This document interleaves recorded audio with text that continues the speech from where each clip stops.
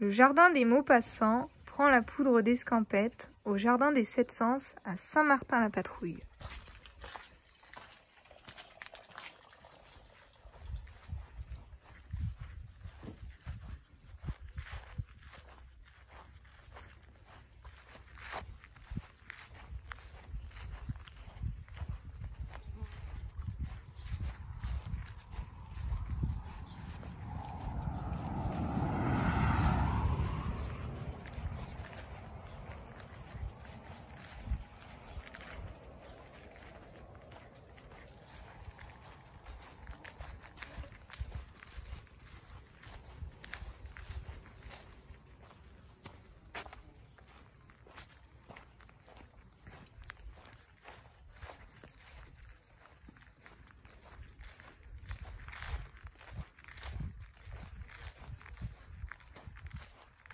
Bonjour Annie.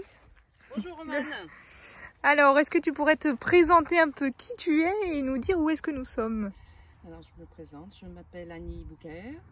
Je suis musicothérapeute et hortithérapeute et directrice du Jardin des Sept Sens à Saint-Martin-la-Patrouille. 64 habitants.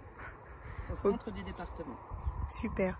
Alors justement, au niveau du Jardin des Sept Sens, est-ce que tu peux nous présenter un peu le projet, finalement l'initiative, comment il est né, qui tu peux accueillir et comment ça s'organise finalement sur l'année?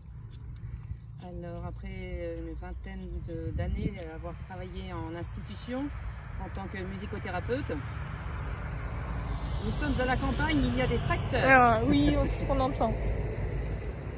J'ai décidé de créer un autre mode d'accueil que l'institution. Le Jardin des Sept Sens est complémentaire à ces institutions. Il répond à des besoins essentiellement non couverts, ou des enfants autistes qui ont besoin d'une petite respiration, où les parents nous disent aussi vous êtes un petit oasis pour lui. Voilà, donc j'ai créé cette association en 2016.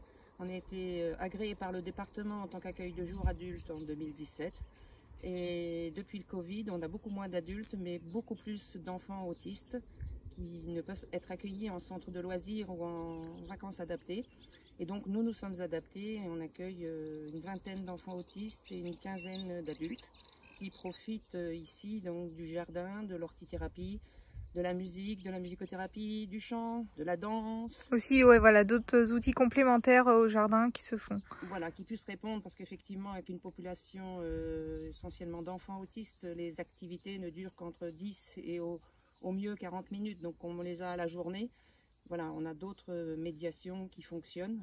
Y compris, Vous faites des accueils aussi pour les vacances? On a créé aussi, donc on travaille un week-end par mois et toutes les vacances scolaires, où là il y a une grosse demande et on loue les gîtes avoisinants pour répondre aux besoins des familles et des enfants. Donc on les prend au week-end, à la semaine. D'accord, super. Alors on voit le jardin qui a été super bien aménagé. Donc on trouve autant du potager que des massifs fleuris, que des créations artistiques, plusieurs serres. Donc il y a ce côté-là. Et puis au niveau justement de l'association, alors combien vous êtes? Est-ce qu'il y a des adhérents? Est-ce que vous êtes plusieurs à travailler? Maintenant 100 adhérents. On a 20 bénévoles actifs de tout secteur médical, paramédical ou bricolage informatique. On est 3 à travailler, donc je suis salariée à 20 heures en CDI et j'ai 2 prestataires.